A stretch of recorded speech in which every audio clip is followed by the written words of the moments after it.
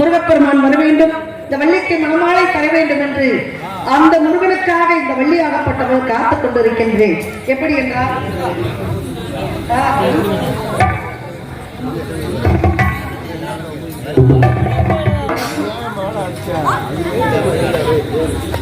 இங்கே வள்ளியாக நடித்து கண்டு செல்வி மேகலா அவர்களுக்கு விழா கமிட்டி சார்பாக பொன்னாடை விழா கமிட்டி சார்பாக பொன்னாடை போத்தி புகழ் சேர்த்த கிராமத்தார்களுக்கும் விழா கமிட்டியாளர்களுக்கும் பெரியவர்களுக்கும் குழந்தைகளுக்கும் பெண்களுக்கும் என்னுடைய கலைக்குழுவின் சார்பாக மனமார்ந்த நன்றி நன்றிகளும் வணக்கம் வணக்கம் வணக்கம்.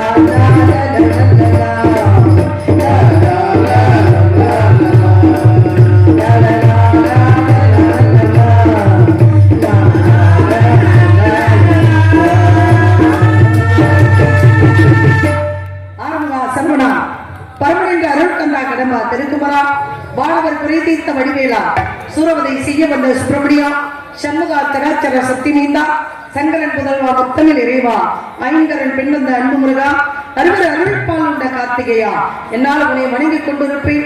இந்த நாட்டு மக்களுக்கும் இந்த வள்ளியாகிய எனக்கும் என்னை சான்றோர்களுக்கும் கல்வி செல்வம் வீரம் வள்ளி அனைத்தையும் தர வேண்டும் முருகா.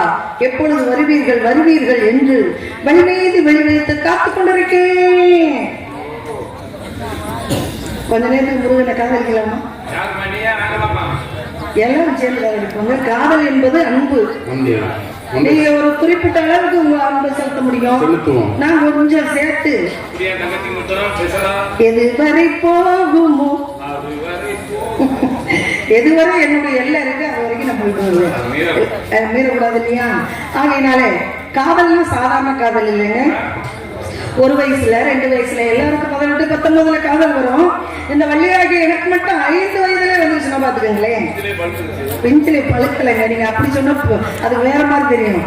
ரொம்ப தும்பு பிடிச்ச பிள்ளை வாய் சின்ன பிள்ளையிலே வாய் பேசுங்க அப்படின்ற மாதிரி இருக்கு இல்லையா? நீங்க சொல்றது நான் சின்ன பிள்ளைகளையே எனக்கு அவர் வாழ்க்கை கொடுத்துட்டு போயிட்டாரு, வாக்கும் கொடுத்துட்டு போயிட்டாரு, வாக்கு கொடுத்துருக்காரு. சின்ன வயசுல என்னைக்கு இருந்தாலும் கொஞ்சம் நீ விளையாட்டு பிள்ளை, ஓ அக்கா இருக்கா இல்லையா தெய்வ யானை, அவ அனுதினமும் முருகா முருகா முருகா முருகா முருகான்னு பூஜை அறையில எப்ப பார்த்தாலும் வேண்டிக்கிட்டே இருக்கா என்ன நினைச்சு. ஆனா உனக்கு ரொம்ப தூர்வாரு. என்ன பார்த்து அவர் சொன்னாரு, நீ என்ன பண்ற விளையாட்டு பிள்ளை தட்டக்காட்டுல மேஞ்ச மாதிரி அங்கிட்டு ஓடுற விளையாடுற பிள்ளைங்களோட சேர்ந்துக்கிட்டு எப்ப பார்த்தாலும். ஆமா அப்படி இருக்க. அந்த சாமி கும்பிடுற நேரம் மட்டும் என்னை நீ பூச்சிக்கிறதுனால நீ அவ்வளவு சீக்கிரம் என்கிட்ட வர முடியாது. காலதாமதமாக நான் எப்ப உன்னை ஏத்துக்கிறனோ அப்ப என்னை அடைவா என்று என்னை சொல்லியிருக்காரு. என்னதான் இருந்தாலும் விடுறதுக்குள்ள நம்ம அவரை அடைஞ்சிடணும். இதுதானே கல்யாணம் என்பது 1000 காலத்து பயிர் என்று சொன்னார்கள். இன்றைய நாள்ல பங்குனி உத்தர நாள்ல இந்த நாள் எப்பேற்பட்ட நாள்? ஆண்டாளுக்கும் ரெங்கமன்னாருக்கும். அப்படி சொன்னா கொஞ்சம் புரியலையா? ஆண்டாளுக்கு ரெங்கமன்னாருக்கும் இதே பங்குனி உத்தர நாள்ல திருமணம், முருகப்பெருமானுக்கு பங்குனி உத்தர நாள்ல திருமணம், அதே சமயத்துல ராமருக்கும் சீதா பிராட்டிக்கு மகுனி உத்தரத்தினால திருமணம். இப்படி எல்லாம் சுப நிகழ்ச்சி சுப காரியங்கள் இந்த நாள்ல இன்னைக்கு இந்த ஊருக்கு நான் திருமணம் செய்யறத நினைச்சு நான் ரொம்ப கொடுத்து வச்சவளா நினைச்சுக்கிட்டு இருக்கேன். அதனால முருகப்பெருமான மனசுக்குள்ள நிறைய எண்ணங்களையும் ஆசைகளையும் வச்சுக்கிட்டு இருக்கேன். அதை எப்படி சொல்ல தெரியுமா?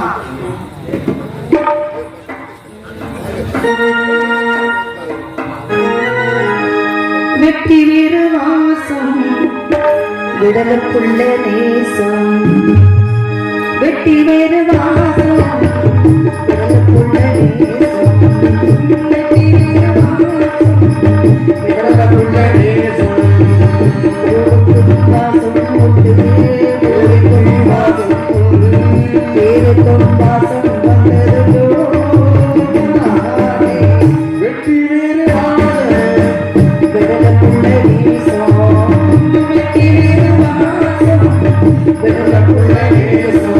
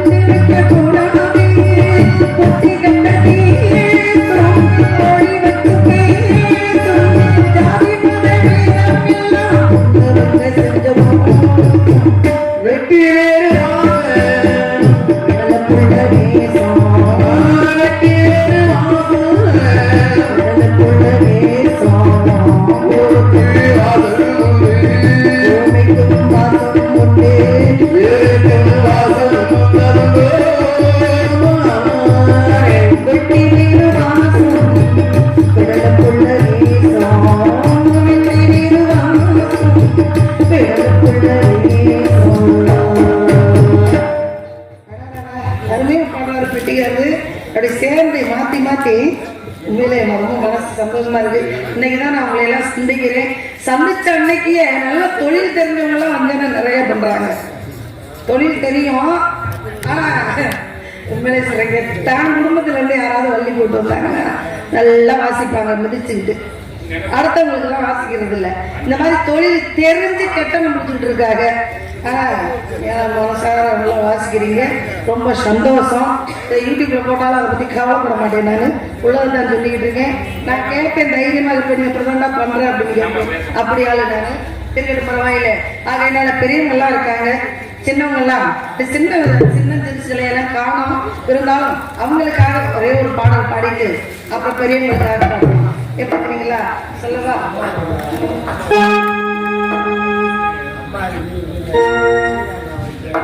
நிலக்காயுது நேரம் நல்ல நேரம்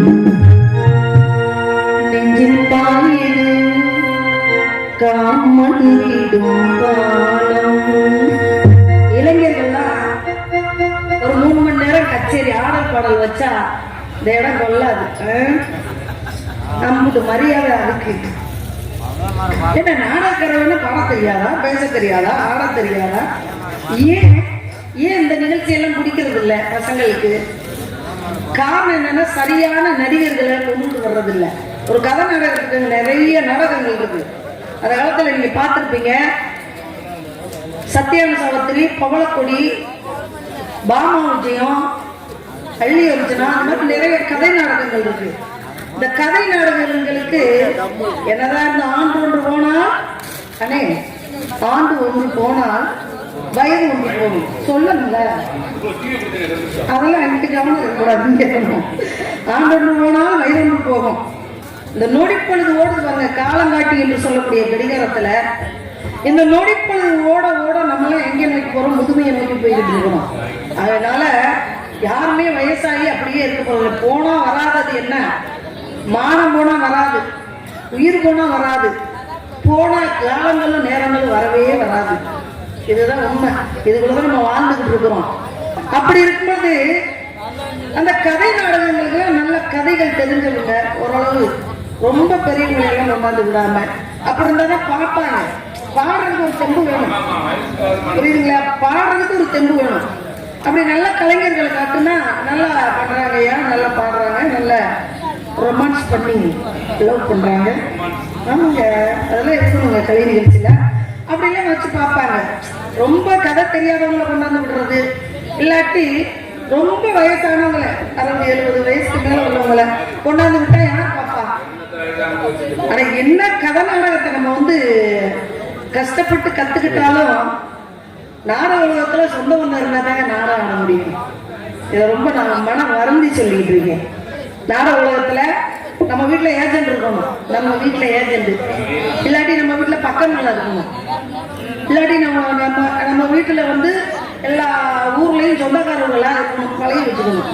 அப்பதான் நாடகம் ஆடலாம். 70 வயசா இருந்தாலும் என்ன தொழில் இருந்தாலும் கலை உலகத்துல நம்ம சொந்த வந்த யாருமே இல்லைன்னு வச்சுக்கோங்களேன். திறமையான உலகம் நல்ல ஊர்களுக்கு காட்டுறது இல்லை. இதெல்லாம் நீங்க ஏத்துக்கிறீங்களா? நடக்குது நாடக உலகத்துல, புரியுதுங்களா? அதனால இந்த கதை நாடகம் என்ன, நீங்க 10 நாளைக்கு நிகழ்ச்சி வச்சாலும் கடைசினால அரிச்சந்திர மயான வைப்பாங்க. அது எதுக்கு? பட்டாபிஷேகம் பண்ணி நாடு நகர் மலையாள நீயே வச்சுக்க. அந்த பட்டாபிஷேகம் பண்ணும்பொழுது அந்த அரிச்சந்திரனுக்கே நம்ம ஊர்ல பட்டாபிஷேகம் பண்ண மாதிரி அந்த ஐதீகத்தின்படிதான் அதெல்லாம் வைக்கிறது. அதெல்லாம் பார்த்துட்டு நம்ம ஊருக்கு நல்ல ஒரு மோட்சம் கிடைக்கும், சுபீட்சம் கிடைக்கும், நாடு நல்லா இருக்கும். எத்தனை நிகழ்ச்சி வச்சாலும் நாடு செழிக்கணும், நல்ல மழை பெய்யணும் அப்படின்னு சொல்றது கலைஞர்கள், நாடக கலைஞர்கள் மட்டும்தான். இந்த வார்த்தை நம்ம தான் சொல்றோம். எதுக்கு சொல்றோம் அப்படின்னா, அப்படி நாடக கலைஞர்கள் வந்து நல்ல கதைகளையும் நல்ல பாடல்களையும் திறமையை செய்யும் பொழுது கடைசி நாள்ல ஊரை பாராட்டிட்டு போறோம்.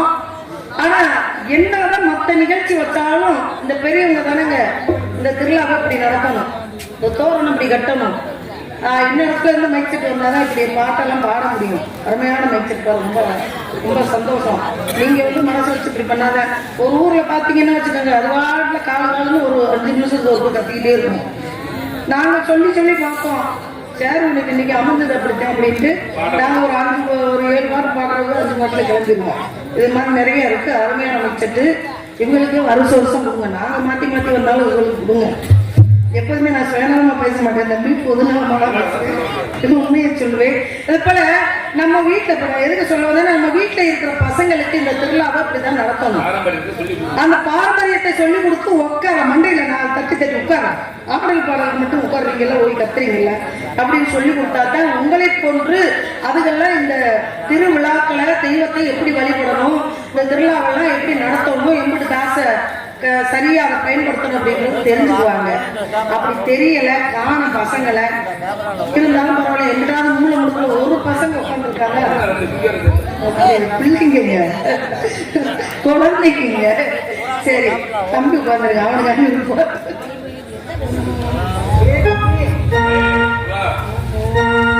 நிலக்காயிரு நேரம் நல்ல நேரம் நெஞ்சில் பாயுது காமுன் விடும் பாலம் நிலக்காயிரு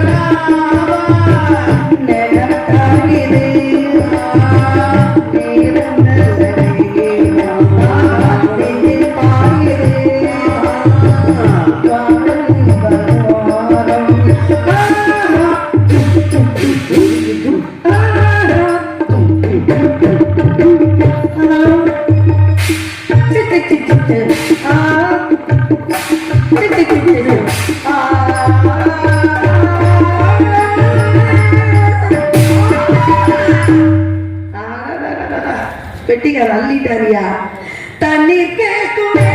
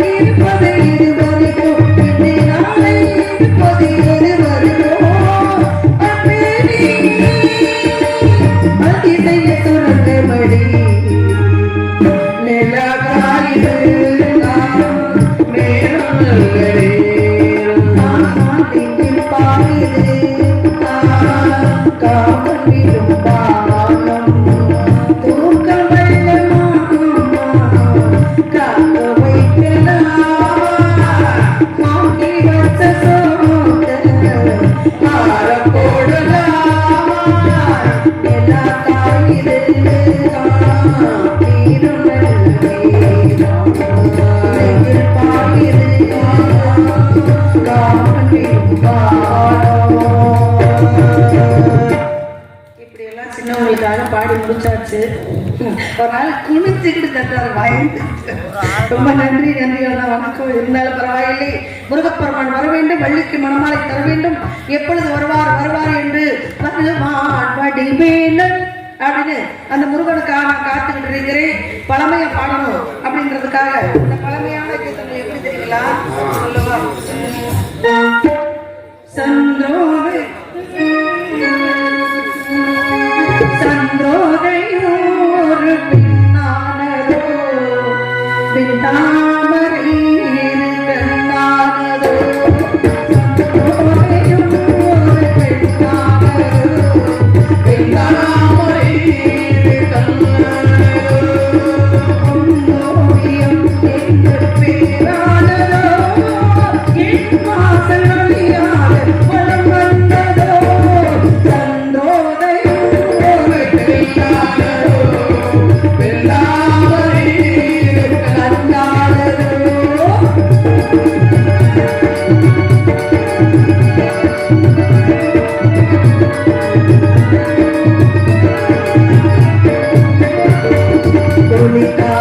இல்லாத மலரல்லவோ கிளி வந்து கொத்தாத கனியல்லவோ துளி காற்று இல்லாத மலரல்லவோ கிளி வந்து கொத்தாத கனியல்லவோ ஏகம் தருவாத நிலவல்லவோ நெஞ்சோடு நீ சேர்ந்த பொருளல்லவோ என்னாலும் பிரியாத உறவல்லவோ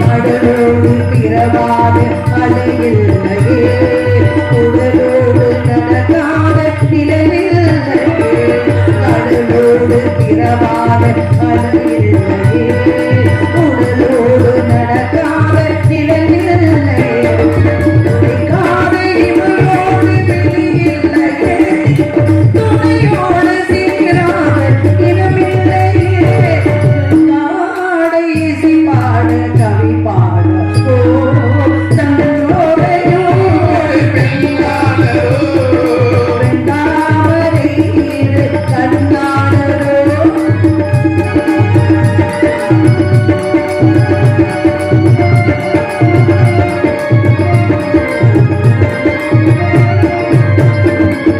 முத்தாரம் சிரிக்கின்ற சிரிப்பென்னவோ முழு நெஞ்சை தொடுகின்ற நிலைப்பென்னவோ முத்தாரம் சிரிக்கின்ற சிரிப்பென்னவோ முழு நெஞ்சை தொடுகின்ற நிலைப்பென்னவோ சங்கீதம் பொழிகின்ற மொழியல்லவோ சந்தோஷம் வருகின்ற கிளியல்லவோ நீ உனதென்று எனதென்றோ இளம் சூரியன் உங்கள் அறிவானதோ செவ்வானமே உங்கள் நிறமானதோ பொன்னோவியம் என்று பேரானதோ என் வாசல் வழியாக வலம் வந்ததோ சந்தோரையும் ஒரு பெண்ணானதோ பின்னாமரை கண்ணானதோ.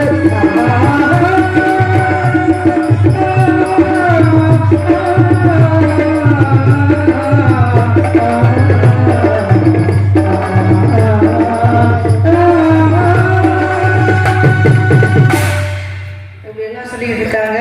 பெரியவங்களுக்காக நான் பாடிடுவேன் இல்லையா, அதனால நானும்